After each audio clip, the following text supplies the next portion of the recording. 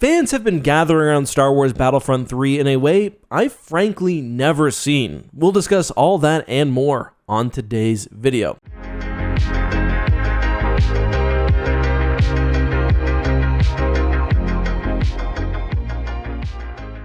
Hey guys, this is Justin. Hello and welcome to another upload. And I've got to say, I'm really happy I get to make this video. It's been really nice to see some positivity in the fandom lately. I give Andor a lot of credit for that. Andor's not everyone's cup of tea, but I know it's reinvigorated many people's love of the franchise. For me personally, I've been thinking more about the universe because of Andor than I have in a very long time. It's hit me emotionally in all the right ways, and I think it's played a major part in drawing attention to other Star Wars projects, including Star Wars Battlefront 2, which we will be discussing today. Now, before we get into things, speaking of Andor, I recently put together a Rogue One commentary, sort of like the old DVD commentaries you'd get. For this one, I did it just by myself. If you want to watch it, or if you'd like to encourage me to do more, you can either join as a YouTube member or as a patron. Personally, I would recommend Patreon, but right now the commentary is live on both. So, Star Wars Battlefront 2 is seeing a significant player resurgence. This is something I reported on my Clips channel last week, but honestly, I feel privileged as one of the larger Star Wars creators to be able right now to help keep the ball rolling. I've seen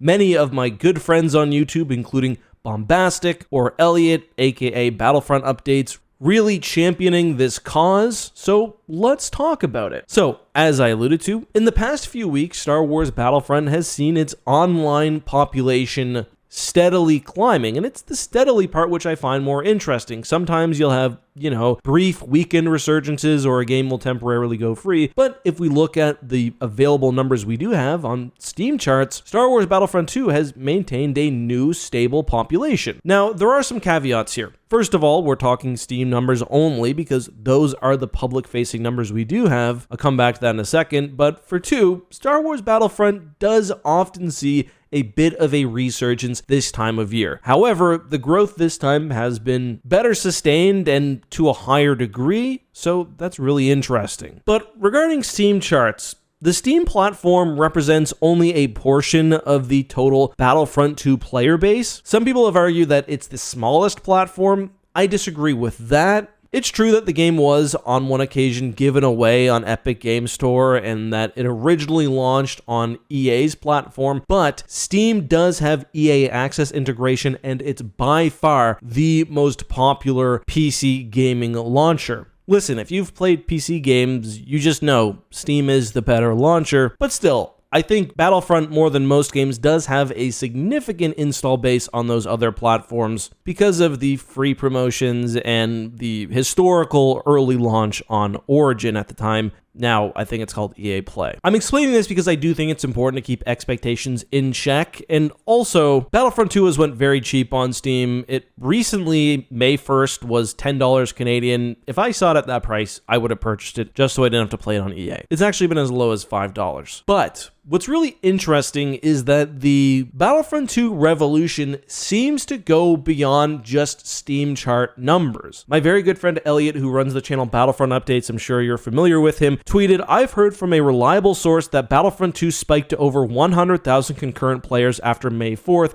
and is still holding strong at 80 to 90k. That means millions are playing each week, incredible for a game that hasn't had an update in 5 years." Now, a lot of people question Elliot's sources, and I personally would not have thought 100,000 people was anywhere near the number. I would have thought it was maybe 25 or 30,000. But I will also say, Elliot and I know a lot of the same people, and there are people that I could bug who would have the numbers. Whether they would give them to me, I don't know. Either way, whether there's 100,000 people or a fraction of that, subjectively, I've been playing the game quite a bit over the past few days, and I've noticed that queue times are much improved. Before Battlefront 2 really died down, it was a real struggle to get a Starfighter Assault game. Now, I don't have to wait, and I'm not seeing the same faces over and over again when I play Galactic Conquest, for example. And I'm going to try to say this without coming off like a conceited jerk, but when the population is low, when I play a game, usually someone recognizes me because the people there are the hardcore Star Wars fans, and I have the same name on there that I do on here. Recently, I've been pretty anonymous. Once every 3 or 4 games, someone will say hi. Also, if you do see me, please say hi. But generally, it seems to me like there's a more casual audience, not the kind of people, and I don't mean this in a negative way, who are hardcore on Star Wars enough to know the YouTubers. I do love you guys if you are. But it's even more than that. I was logging in to check my TikTok page, the X2 TikTok page, and I was just scrolling through the For You page, and on a random video, not in any way related to Star Wars Battlefront 2, everyone was talking about the game to the point where it was the suggested search term in the comments, which is just wild. So my message, first and foremost, is keep it up. Keep playing the game, keep talking about it, keep making noise. Will this new fan campaign led by YouTubers like Bombastic and community members and the forums lead to Star Wars Battlefront 3? I don't know. I think that Battlefront is an exceptionally expensive game. I think EA plans these things long term. Clearly, I think if we do get a Battlefront 3, it won't be sort of a continuation, at least in spirit, of the Battlefront 1 and 2 games we got from DICE recently. Most of those teams are moved on, and I think there were some pretty obvious limitations to the games, which I've talked about before. I've always said, and I think a lot of people have said, that the North Star for this series should be Battlefield. Freedom, scale, cinematics, team play, feeling like you're a small part in a larger combat, where Battlefront, especially early on in its life, was honestly, and I know it's not this, but more like a hero shooter, where you didn't necessarily feel like a clone trooper with a full kit. You felt like a clone trooper who had 3 different abilities. Yeah, it looks like a grenade, but you might as well be shooting fireballs. The game was too limiting, and that's not to say it was bad, because I've got, 150 hours in Battlefront 2, which for me is a lot. I do think it's possible that after the next Battlefield release, EA considers putting their toes back in and maybe even relaunching Battlefront. Either way, whether that happens or not, it's good to keep this noise either way. Star Wars fans not having a multiplayer game right now in 2025, when multiplayer games and live service games are more popular than they've ever been, is really remarkable in a super negative way. A lot of people hate live services games. Personally, as someone who doesn't get that much gaming time, I actually enjoy having one game that I can get good at and sort of come back to when there's events. That's why I was hoping Halo Infinite would pop off.